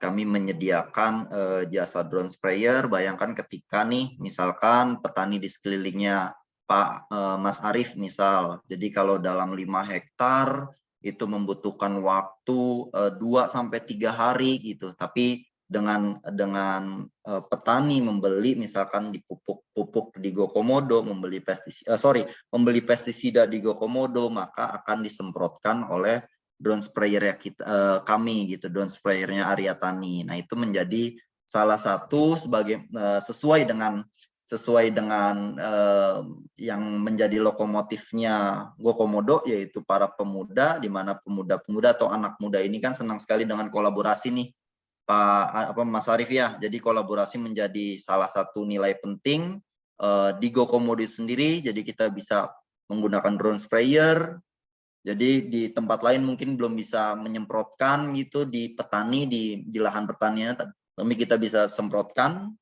drone sprayer tersebut. Terus juga nanti akan ada juga itu kita yang namanya mapping pemupukan. Jadi nantinya lahan, misalkan ada lahan 100 hektar gitu, nah di lahan 100 hektar ini akan terlihat mana tanaman yang pupuknya dianggap kurang. N-nya, unsur N-nya kurang, unsur P-nya kurang, unsur K-nya kurang, dan itu akan kita rekomendasikan ke si petaninya. Jadi itu menjadi daya tarik tersendiri kenapa harus join atau kenapa harus beli di GoComodo atau GoComodo tawarkan berbeda dari yang lain kayak gitu. Dan kami harap adanya kolaborasi itu, adanya teknologi di dalamnya, adanya sesuatu yang baru itu bisa diterima petani dan tentunya bisa juga sebagai solusi. Karena kan teknologi yang baik adalah teknologi yang memudahkan, yang dibilang tadi sama Pak Filiadi ya. Jadi sesuatu walaupun dianggap alat gitu ya, alat baru gitu, tapi kalau ternyata itu mempersulit, itu bukan teknologi namanya gitu ya. Tapi teknologi ada yang memudahkan dari segi penggunaannya dan mengefisiensikan. Oke, gitu kira-kira Mbak Santi jawaban dari saya. Baik, terima kasih banyak Pak Rehan untuk jawabannya. Semoga menjawab ya dari pertanyaan dari Mas Arif. Cukup ya Mas Arif ya? Ya, terima kasih Pak Rehan. Oke, silakan Mas Arif DM Instagramnya CDC Unsri bilang kalau Mas Arif ada mendapatkan GoPay 100.000. Selamat kepada Mas Arif. Kita lanjutkan lagi nih teman-teman. Teman-teman yang mau bertanya kepada Pak William, nah ini sekarang giliran Pak William nih sebagai Chief Technology Officer dari GoComodo. Silakan teman-teman raise hand dan juga oke, sudah ada ya. Luar biasa nih, gercep-gercep banget ya teman-teman. Kita ada dari alumni Unsri Ilmu Kelautan dari Kak Jenny Mairani. Silakan Kak Jenny, pertanyaannya untuk Pak William ya, Kak Jenny ya. Iya Mbak. Oke. Terima kasih atas kesempatannya. Saya Jenny Mairani, alumni dari Ilmu Kelautan Unsri. Yang menjadi pertanyaan saya, tadi kan sempat dijelaskan perlunya komunikasi kita kepada petani agar mereka mau nih menggunakan teknologi atau digitalisasi yang telah ada nih dari pihak sini. Dari pengalaman saya saat saya sebagai enumerator ke lapangan, terkadang petani itu langsung mengatakan tidak, padahal kita belum menjelaskan. Nah, itu bagaimana caranya atau pendekatannya agar petani itu mau menerima kita untuk menjelaskan dan sampai ke tahap mereka bisa menggunakan teknologi yang telah disediakan. Karena kan guna teknologi tadi untuk mempermudahkan. Nah, seperti itu yang saya, Mbak. Terima kasih. Baik, terima kasih untuk Kak Jenny. Silakan Bapak William boleh menjawab dari pertanyaan dari Kak Jenny, Pak. Terima kasih Mbak Jenny atas pertanyaannya.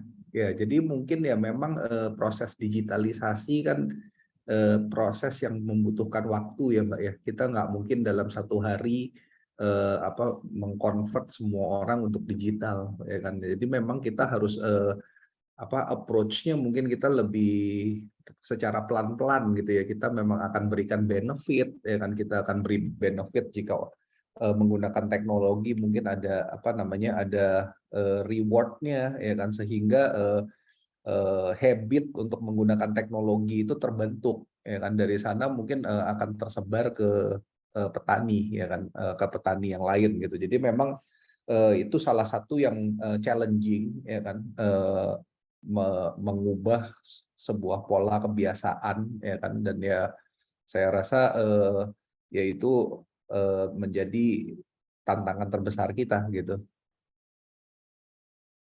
Oke, baik, terima kasih Pak Willy untuk jawabannya. Sudah menjawab ya Mbak Jenny untuk pertanyaan jawaban dari Pak Willy tadi? Sudah Mbak, terima kasih. kasih. Terima kasih Pak Willy dan Mbak Jenny. Selamat juga untuk Mbak Jenny mendapatkan Rp100.000 untuk hadiah GoPay-nya. Silakan DM Instagram CDC Unsri. Selanjutnya kita silakan teman-teman lower hand dulu. Belum nih Kak Henry, belum ya Kak? Semangat sekali nih Kak. Ini pertanyaan yang paling cepat nih, silakan raise hand untuk Pak Fili. Silakan teman-teman yang ingin bertanya. Oke, ada dari Kak Ulfa tadi sudah ada dari Mas Arief. Silakan Mas Arief Hidayat memberikan pertanyaan kepada Pak Fili. Ya, halo Mbak. Suara saya kedengaran? Kedengaran, Mas Arief, silakan. Ya. Sebelumnya mohon maaf Mbak, belum bisa on cam. Baik, silakan Mas. Ya, karena kan sinyal. Ya, mungkin yang ingin saya tanyakan itu lebih ke untuk pemrogramannya ini sendiri ya gitu. Karena software engineering itu lebih banyak juga ya ke mainnya ke pemrograman gitu. Nah, kalau untuk yang dari basicnya sendiri gitu, kalau bukan anak IT gitu ya, misalnya anak pertanian nih, contohnya saya itu jurusan teknik pertanian ya, tapi ada juga itu beberapa belajar bahasa pemrograman tapi bahasa yang sederhana gitu. Nah, itu kalau menurut dari Mas atau Pak Pilih dari sendiri itu apakah bisa gitu untuk berpaling gitu untuk keahlian tersebut dan mendapatkan bidang pekerjaan yang sesuai dengan software engineer ini sendiri tapi di bidang pertanian gitu. Nah, mungkin itu saja, Mbak. Oke. Siap, silakan Pak Fili. Oke, makasih Pak Arief, pertanyaannya yang bagus. Oke, jadi mungkin sedikit cerita, saya juga background-nya bukan dari IT, Pak Arief. Wah. Jadi buat orang yang di luar IT untuk jadi software engineer itu bisa banget, Pak. Yang penting kita mau belajar dan tahu apa yang harus dipelajari. Jadi apalagi sekarang nih udah lebih baik dibanding 5-10 tahun yang lalu. Sekarang cara pemrograman tutorialnya itu ada di mana-mana.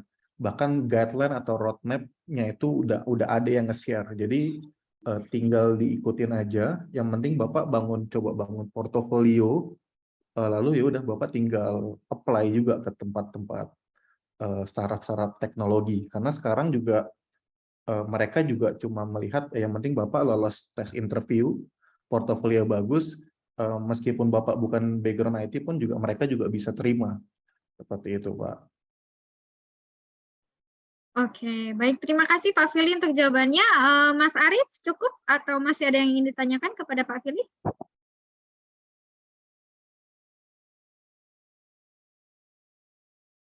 Oke, sepertinya cukup ya Pak ya. Dilanjutkan, sudah banyak sekali nih pertanyaan di via chat. Pertanyaannya luar biasa. Saya akan coba bacakan pertanyaan-pertanyaan yang ada di kolom chat, Bapak-Bapak. Mohon nanti untuk dapat menjawab. Ini mungkin ke Pak Rehan. Pak, bagaimana cara penerapan teknologi pertanian di era 4.0 ini yang dapat diterima oleh masyarakat sepenuhnya? Ini sepertinya sudah dijawab ya Pak ya tadi ya? Ya, mungkin itu dengan Pak William sudah dijawab. Oke. Saja mungkin saya sedikit tambahan mungkin ya Mbak. Boleh Pak. Jadi yang tadi sempat singgung di awal bahwasanya memang petani kita ini kan tergolong sudah masuk umur di petani-petani yang sudah senja gitu ya, maksudnya senja tuh kasar juga ya. Jadi sudah tergolong ke umur yang memang tua gitu, yang terkait dengan penerimaan teknologi memang sudah cukup sulit, bukan dalam ya secara pribadinya, mungkin secara psikologinya juga sudah cukup sulit. Nah, mungkin target daripada penerimaan teknologinya ini kita kerucutkan, kita spesifik itu adalah ke usia-usia yang masih produktif. Jadi petani-petani yang usianya masih produktif, yang masih melek, yang masih menerima akan teknologi kayak gitu. Jadi tidak bisa serta-merta yang tadi disampaikan sama Pak Wil, butuh waktu untuk penerapan teknologi ini, tapi bukan menjadi hal yang tabu gitu. Contoh ya adalah Gojek misal gitu. Kalau dulu Gojek itu ini Gojek nggak banyak yang nggak terima, tapi dengan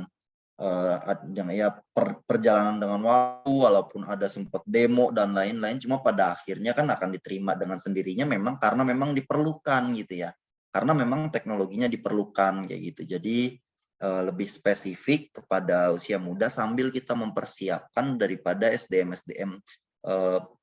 petani-petani, penerus pertanian pemuda-pemuda yang ingin menjadi petani, disitulah target utama dari segi dalam atau kaitannya proyek digitalisasi di pertanian ini. Kayak gitu kira-kira Mbak Santi, tambahan dari saya. Oke, baik, terima kasih Pak untuk jawabannya. Ini kita ke Pak William dulu, Pak. Ada pertanyaan dari Kak Ulfa Fadila. Pak, apa tantangan terbesar serta terobosan solusi dalam pengadaan digitalisasi usaha tani, terutama dalam penyediaan dan distribusi produk kebutuhan pertanian? Silakan Pak William. Gimana? Sorry, boleh diulang? Oke, baik. Tantangan terbesar serta terobosan solusi dalam pengadaan digitalisasi usaha tani, terutama dalam penyediaan dan distribusi produk kebutuhan pertanian. Ya, saya rasa kalau dari segi teknologinya sendiri ya sama ya seperti yang tadi kita bahas ya kan, untuk mengajarkan untuk membuat kebiasaan baru kan perlu waktu ya kan. Di awal mungkin ada penolakan ya kan, perlu pengajaran ya kan, tapi ketika mereka dapat benefitnya ya tentunya mereka mau nggak mau akan menggunakan ya kan. Kalau untuk dari segi product distribution ya saya rasa seperti yang tadi saya sempat bahas di awal ya, teknologi itu satu hal ya kan, tapi infrastruktur dan logistiknya juga penting ya kan, karena kan Indonesia ini kan terbagi dari beberapa pulau ya kan, jadi memang ada tantangan sendiri untuk bisa mendistribusikan barang ke seluruh pelosok Indonesia gitu kan. Jadi memang misi dari GoComodo ya selain membangun teknologinya, kita juga harus kedua ya memang kita sangat fokus di operation kita ya kan, supaya kuat ya kan, dan juga ya membangun infrastruktur tadi ya kan, dengan distribution hub kita agar kita bisa provide produk dengan cepat gitu. Oke, baik, terima kasih Pak untuk jawabannya. Kita lanjutkan lagi, ada pertanyaan dari Kak Yurni Oktarina ke Pak Fili. Untuk pertanian presisi itu, ke Pak Rehan ini Pak tadi ya, pertanian presisi. Pertanian presisi itu identik dengan pertanian yang modern yang menggunakan biaya yang cukup besar. Apakah hal ini reliable untuk diterapkan pada petani? Silakan Pak Rehan. Ya, terima kasih.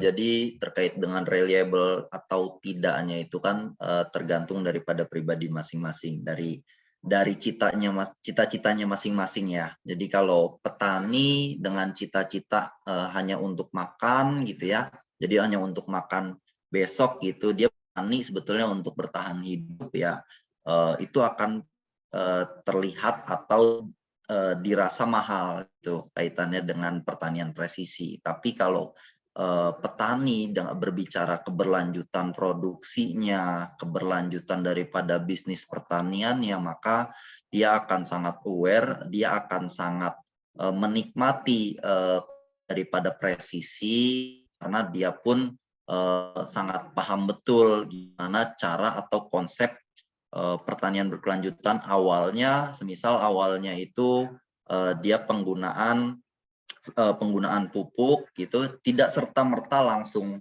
ada hasilnya. Yang awalnya misalkan 5 ton, dia langsung pupuk misalkan 1 hektar padi, terus langsung ada di bulan selanjutnya itu jadi 6 ton, 7 ton gitu, tidak serta-merta gitu. Pertanian presisi mungkin 2 tahun, 3 tahun ke depan itu baru terlihat daripada hasilnya kayak gitu. Kemudian kaitannya mungkin presisi atau pertanian presisi lainnya, penggunaan teknologi itu pun tentunya adanya efisiensinya kayak gitu. Contoh misalkan yang tadi drone tadi itu sangat efisien tentunya.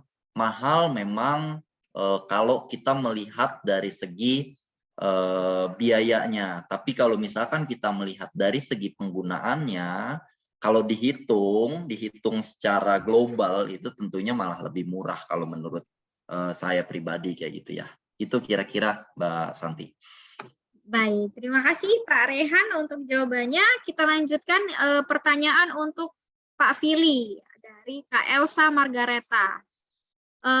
Dengan Digital Software Engineer melalui program ini menarik halnya dapat melakukan pemupukan ataupun penyiraman pada suatu lahan secara digital dan tidak manual.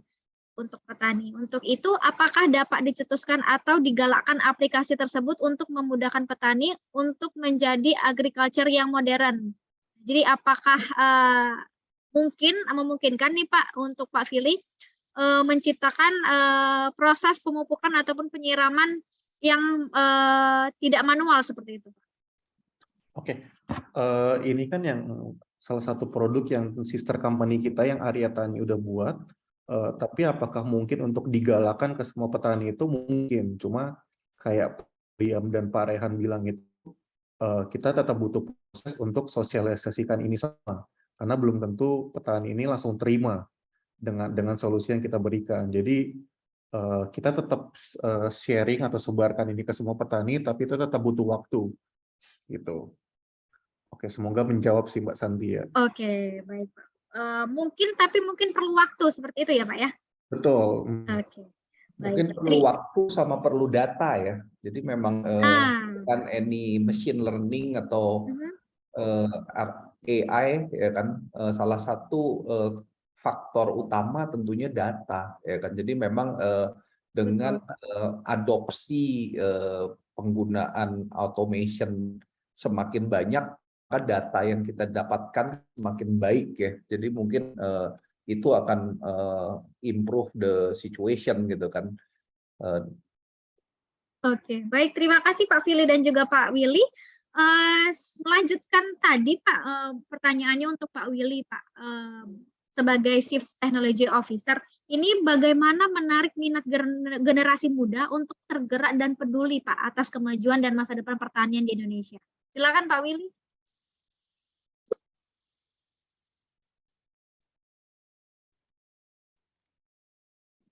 Halo, sorry, agak terputus barusan. Oke, baik. Maaf ya. Melanjutkan tadi Pak, bagaimana membuat atau menarik minat dari generasi muda untuk tergerak dan peduli Pak terhadap kemajuan dan masa depan pertanian di Indonesia? Oke, ya pertanian kan memang salah satu industri utama di Indonesia ya.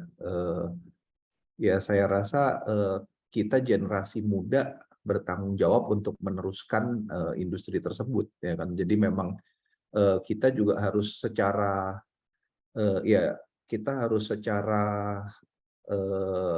kita juga harus ada minat untuk berkompet dengan negara lain ya kan. Jadi kan di Asia Tenggara sendiri kan ada beberapa negara-negara yang juga pemain pertanian ya kan, dan secara geografik Indonesia ini sebenarnya memang sudah ada unfair advantage sendiri ya kan. Kita iklimnya sangat bagus ya kan, kita dikasih Tuhan matahari yang memang panas sepanjang tahun ya kan.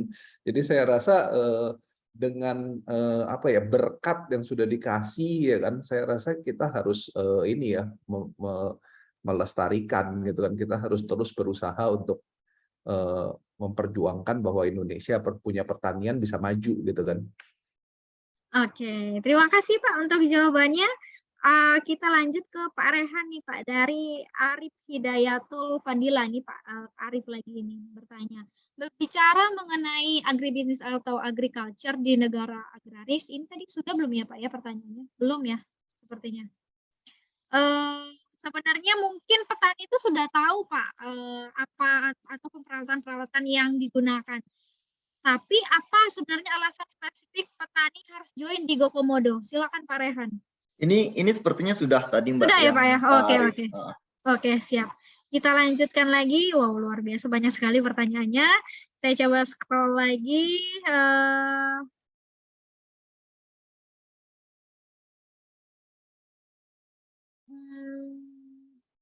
Oke. Tadi modal sudah kita bahas. Izin bertanya Pak, dari Kak Indi Gunawan. Ini petani di Indonesia ini terutama di pedesaan itu kan susah internet dan sulit pembaharuan atau perkembangan teknologi Pak. Apa yang harus dilakukan akademisi atau instansi engineer agar dapat petani di pedesaan itu mau menerima perkembangan teknologi? Seperti itu gimana Pak? Kan kita tidak rata ya Pak ya, banyak sekali kendala-kendala internet dan lain sebagainya. Baik, terima kasih. Jadi Mbak Santi, sesuai dengan yang saya sampaikan bahwa kendala utama di dunia pertanian ini adalah di SDM. Jadi SDM kita memang untuk saat ini sedang tidak siap untuk baik dari segi memajukan dunia pertanian maupun dari segi penerimaan teknologi maupun dari segi infrastruktur. Itu bukan sesuatu yang bisa langsung kita siapkan atau bisa langsung kita sampaikan kayak gitu. Tapi yang bisa kita lakukan sebagai generasi muda itu contoh misalkan mahasiswa rekan-rekan mahasiswa dari Unsri gitu kan, Ogan Ilir, di Ogan Kering Ilir, di Musi Banyu Asin, di Belitang, itu adalah potensi pertanian yang sangat luar biasa. Kalau jadi mahasiswa belum bisa jadi petani, semisal belum bisa jadi petani, kalau gitu jadilah rekan petani. Minimal sampaikan informasi. Kalau rekan-rekan sekalian Instagram, Facebook, Google, YouTube dan lain-lain ada sesuatu yang sekiranya bisa dan sangat penting dan sangat bermanfaat untuk bisa disampaikan ke petani, maka sampaikanlah. Sesederhana itu dulu dalam berkontribusi gitu sebagai mahasiswa semisal karena kesibukan sebagai mahasiswa. Kalaupun menjadi alumni kayak gitu, diskusi dengan rekan-rekan yang lainnya, bikin gokomodo lainnya, silahkan gitu, sangat terbuka gitu. Gimana caranya mungkin di wilayah di Belitang ada sesuatu yang sebetulnya bisa jadi ide, bisa disampaikan. Nah ini juga akan ada bisa align juga dengan yang disampaikan sama Pak Fili gitu, bahwa ada ide terus bisa langsung diaktualisasi kayak gitu, bisa disampaikan. Jadi proyek daripada digitalisasi pertanian ini tidak serta-merta harus ada langsung saat ini juga atau di setahun 2 tahun ke depan, tapi lebih kepada di zaman, bukan di zaman selanjutnya, mungkin di dekade selanjutnya semisal, karena kita yang menjadi tanggung jawab kita adalah mempersiapkan generasi pertanian selanjutnya dengan bekal teknologi, dengan bekal pengetahuan. Rekan-rekan sekalian sangat dekat dengan akademisi, rekan-rekan sekalian beruntung memiliki mungkin keberuntungan dari segi pengetahuan dibanding rekan-rekan atau Bapak Ibu yang ada di daerah kayak gitu, maka ada kendala di daerah, sampaikan. Kalau nggak tahu caranya, tanya ke akademisi, tanya ke Bapak Ibu dosen, tanya ke Pak William, tanya ke Pak Filiadi, tanya mungkin ke Mas Agung, kayak gitu, silakan. Jadi sebagai penyampai yang baik aja itu sudah sangat membantu di dunia pertanian kalau untuk saat ini gitu Mbak Santi. Baik, terima kasih Pak Rehan. Jawabannya masih ke Pak Filiadi nih. Pak, bagaimana cara menanggulangi dampak atau dari rendahnya hasil panen dengan menggunakan software atau hardware ini? Apakah bisa gitu, Pak? Oke. Ini paling balik lagi kita cari akar masalahnya dulu ya. Sorry, ada yang... Oke, saya lanjut ya.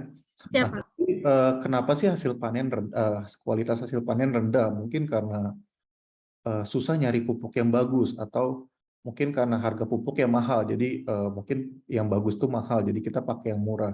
Nah, kita coba gali lagi akarnya itu gimana. Mungkin karena rantai distribusi terlalu panjang, jadi ketika dari awal, dari produksi sampai ke petani itu harganya udah dimarkup beberapa kali. Nah, ini salah satu hal yang kita solve secara teknologi adalah kita perkecil rantai distribusi itu dengan menggunakan platform.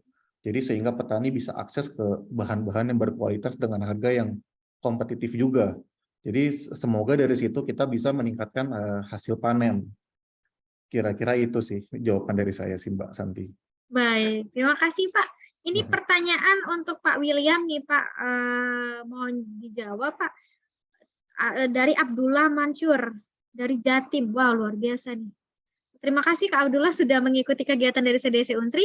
Izin bertanya, saya sangat senang dengan hadirnya Gokomodo yang menjadi agritech yang tumbuh dan berkembang di era sekarang. Nah, menurut Pak William, sejauh mana perkembangan Gokomodo ya untuk menyikapi dari harga saprotan yang cenderung naik dan menjadi salah satu kendala utama petani? Oke, dari harga apa, sorry? dari harga saprotan, Pak.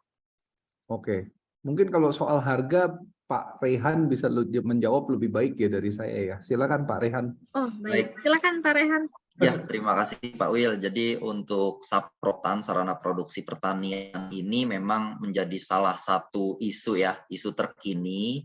Tidak bisa kita hindari nih Pak Abdullah Mansur, memang tidak bisa kita hindari karena memang pertama kaitannya dengan COVID kemarin itu berdampak terhadap impor bahan bakunya, baik dari pupuk, pestisida, dan bahan baku lainnya, saprotan lainnya. Jadi itu menjadi kendala juga nih Pak Abdullah Mansur. Nah, yang bisa GoComodo lakukan berkaitan dengan atau menyikapi daripada saprotan yang cenderung naik ini, seperti yang sudah disampaikan bahwa salah satu lini bisnis dari GoComodo adalah kita secara masif itu menciptakan hub-hub di wilayah-wilayah yang memang cukup jauh, yang wilayah-wilayah yang tidak terjangkau kayak gitu, tanpa adanya banyak tangan, banyak rantainya gitu. Jadi dari GoComodo sebisa mungkin dari hulunya sampai di hilirnya itu GoComodo, sehingga itu bisa memutus rantai daripada distribusi channel gitu. Harapannya demikian.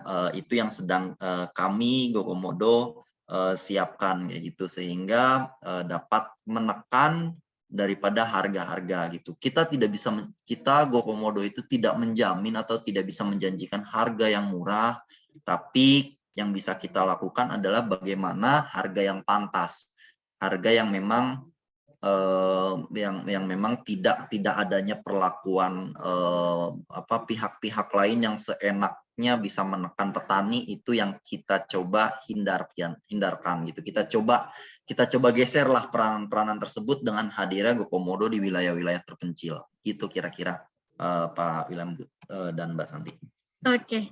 Siap, terima kasih Pak untuk pertanyaannya. Mungkin ini di 2 pertanyaan terakhir ya Pak ya. Untuk Pak Fili, saat ini Pak, saya mengelola sebuah pertanian dalam greenhouse yang telah terkoneksi dengan panel surya. Boleh minta saran nggak Pak, sistem digitalisasi hardware dan software seperti apa yang harus saya terapkan Pak untuk menjadi smart farming? Silakan Pak Fili.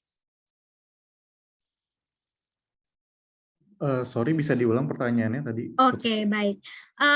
Dari pertanyaan dari Kak Yurni Oktarina, beliau saat ini sedang mengelola sebuah pertanian dalam greenhouse yang telah terkoneksi dengan panel surya, Pak.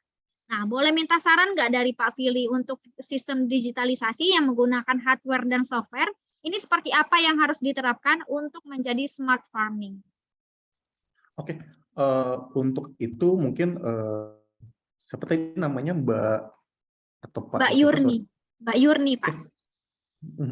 Untuk itu, ini kan kita nggak tahu sebenarnya apa bisnisnya itu detailnya tuh kayak gimana. Nah, mungkin kalau mau coba bisa explore namanya tuh konsep IoT.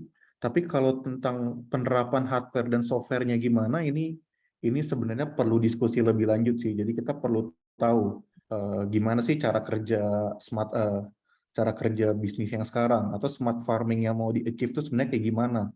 Nah, ini tuh yang kita perlu diskusikan sih. Jadi biar kita bisa tahu hardware atau software apa yang tepat, karena setiap orang kebutuhannya beda-beda.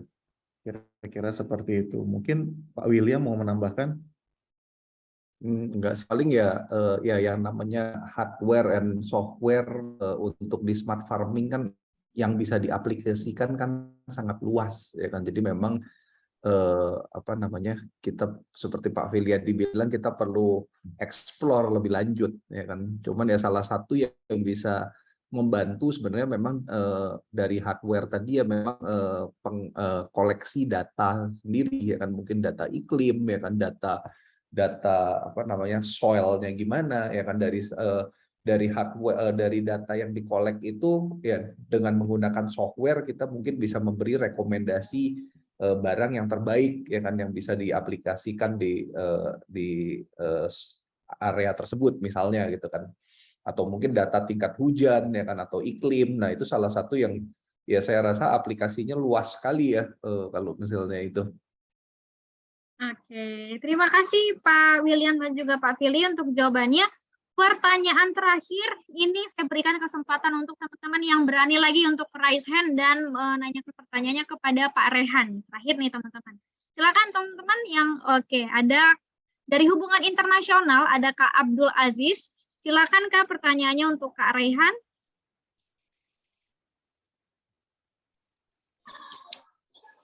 Oke, bismillah. Suara saya kedengaran.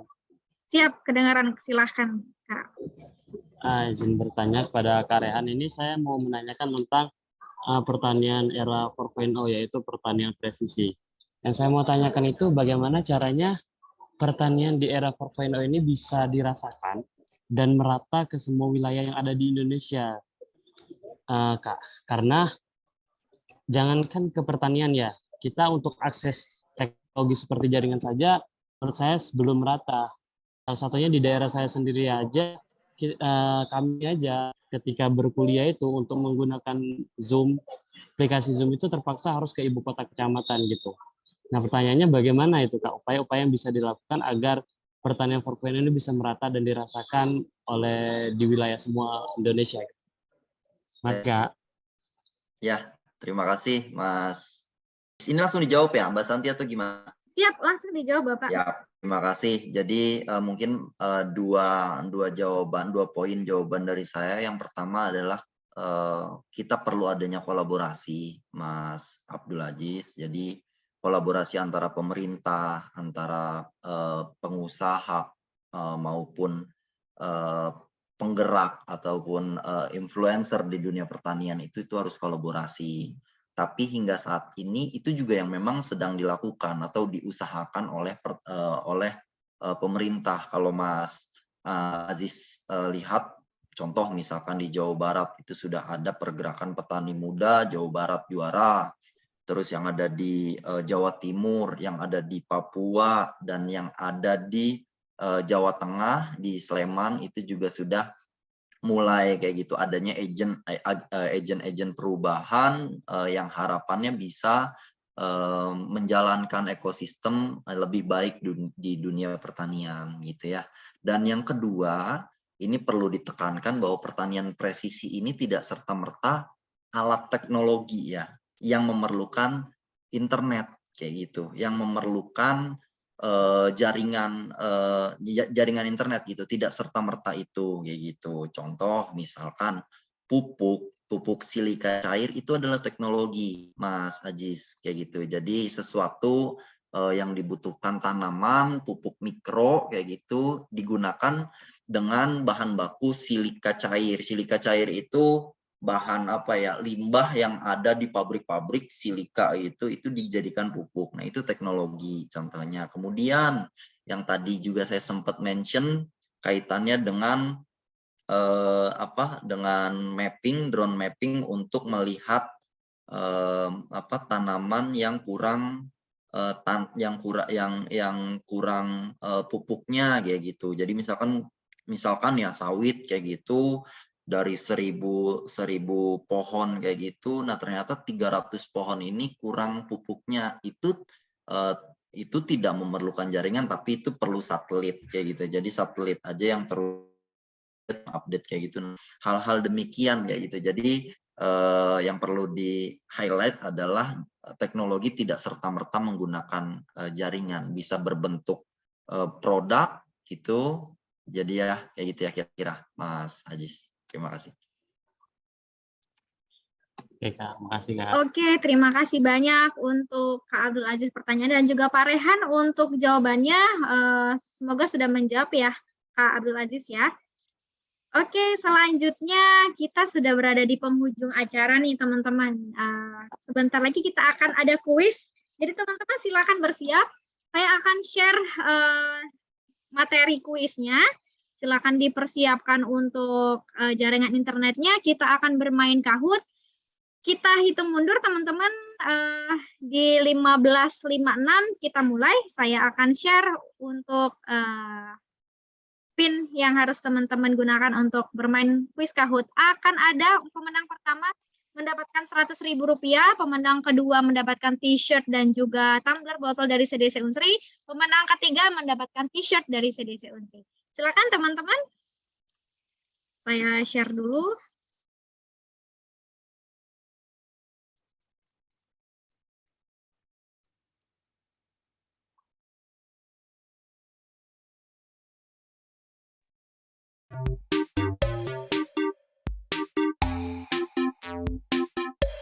Silahkan teman-teman dapat mengetik 721309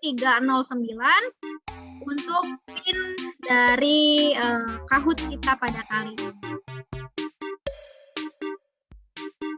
Oke, 1 menit ya teman-teman ya.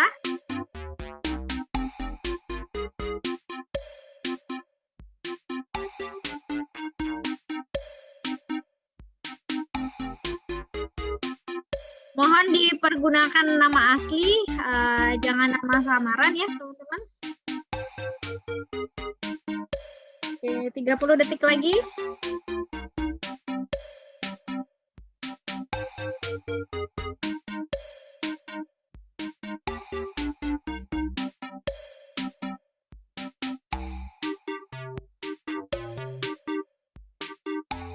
Oke, kita hitung mundur 10, 9, 8, 7, 6, 5, 4, 3, 2, 1. Oke, kita akan mulai teman-teman kuisnya. Silakan diperhatikan jawabannya.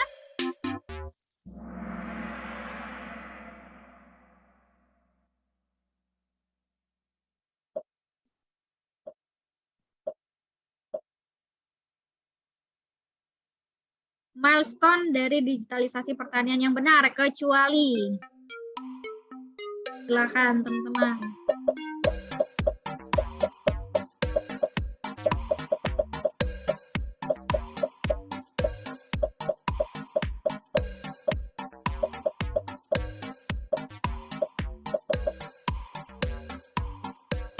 Oke. Kecuali ya, kecuali itu yang 3.0 itu bukan komunikasi. Kita lanjutkan. Ada Kak As Rolani. Semoga dapat mempertahankan posisinya. Kita lanjutkan lagi. True or false? Berikut ini merupakan layanan dari GoComodo, adalah Tokomodo dan GoComobil. True or false?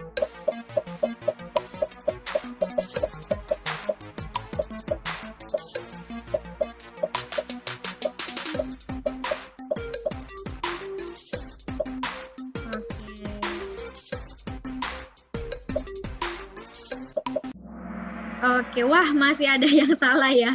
Ada 15 orang yang salah. Kita next.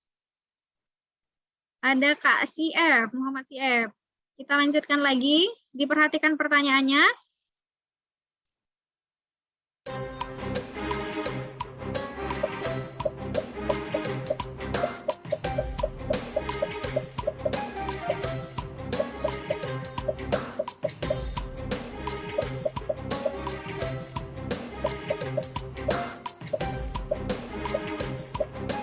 Oke, benar, best price ya teman-teman. Kita lanjutkan lagi. Ada Kak CF. Bidang yang bisa kamu kembangkan dalam digital engineer adalah front end, back end, dan data engineer. True or false?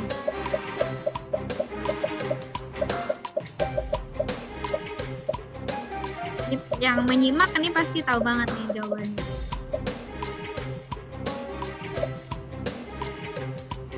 Oke, kita lihat jawabannya. Oke, true ya, benar ya teman-teman. Pertanyaan terakhir. Wah, ada Kak Elmi yang posisi pertama. Terakhir teman-teman. Nah, jawaban yang paling susah.